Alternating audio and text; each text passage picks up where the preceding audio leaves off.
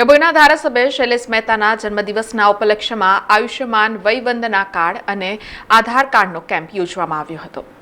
જનસેવા એ જ પ્રભુ સેવાના મંત્રને સાર્થક કરીને જનજનની સેવા કરી રહેલા ડભોઈ વિધાનસભા મત વિસ્તારના ધારાસભ્ય શૈલેષ મહેતાના આજે જન્મદિવસની ઉજવણીના ભાગરૂપે ટીમ શૈલેષ મહેતા દ્વારા વડોદરા શહેરમાં સૂર્યનગર ગરબા ગ્રાઉન્ડ પાસે આવેલા શૈલેષ મહેતાના ભાજપ કાર્યાલય ખાતે આજે આયુષ્યમાન વયવંદના કાર્ડ કેમ્પનું આયોજન કરવામાં આવ્યું હતું।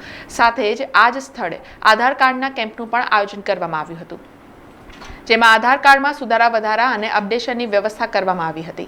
આ સ્થળે ટીમ શૈલેષ મહેતા દ્વારા આયોજિત કરવામાં આવેલા કાર્યક્રમમાં ડભોઈના ધારાસભ્ય શૈલેષ મહેતા પહોંચ્યા હતા અને શુભેચ્છકોની જન્મદિવસની શુભેચ્છાઓનો સ્વીકાર કર્યો હતો, જ્યાં કેક કટ કરી તેમના જન્મદિવસની ઉજવણી પણ કરાઈ હતી, જ્યાં શુભેચ્છકો દ્વારા શૈલેષ મહેતાને પુષ્પગુચ્છ આપી અભિવાદન કરાયું હતું। નોંધનીય છે કે વર્ષો સુધી શૈલેષ મહેતા પૂર્વ વિસ્તારના જનપ્રતિનિધિ તરીકે કોર્પોરેટર રહીને તેમની સેવા કરતા આવ્યા છે અને આજ દિન સુધી આ સેવા અવિરત રીતે જારી છે। વિદ્યાર્થી કાળથી જ તેઓ પૂર્વ વિસ્તારમાં સેવાકીય પ્રવૃત્તિઓ સાથે જોડાયેલા છે અને હાલમાં તેઓ ડભોઈ વિધાનસભા મત વિસ્તારના ધારાસભ્ય તરીકે જનસેવા કરી રહ્યા છે। ત્યારે આજે તેમના જન્મદિવસ નિમિત્તે આ કેમ્પનું આયોજન કરવામાં આવ્યું હતું। વિદ્યાર્થી કાળથી જ વાઘોડિયા રોડે મને સપોર્ટ આપ્યો છે, એના યુવાનો દ્વારા જ આજે આ પરિસ્થિતિ પર પહોંચ્યો છું।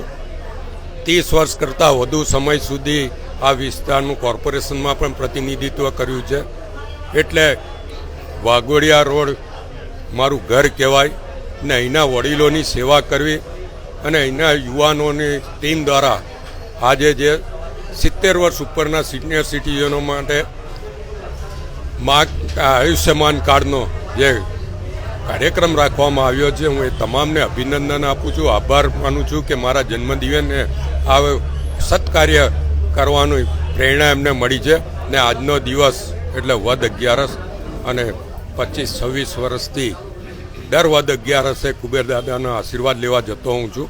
આજે પણ ત્યાં જઈને આવ્યો છું અને સંજોગ છે કે આજે 11 પણ છે અને મારો જન્મદિવસ પણ છે અને કુબેર દાદાના આશીર્વાદ પણ મળ્યા છે અને આજે ઉત્પત્તિ એકાદશી છે, એટલે આજના દિવસે કુબેર દાદા પાસે માંગ્યું છે કે કોઈના મગજમાં કે કોઈના દિલમાં ઉત્પાત ના રહે, તમામને શાંતિ આપે, સમૃદ્ધિ આપે અને તમામને સદબુદ્ધિ આપે। સમાચારોના સતત અપડેટ માટે TNN ન્યૂઝને YouTube પર સબસ્ક્રાઇબ કરી બેલ આઇકોન પ્રેસ કરો અને અમારી સાથે જોડાયેલા રહો Facebook, Instagram અને Twitter ઉપર।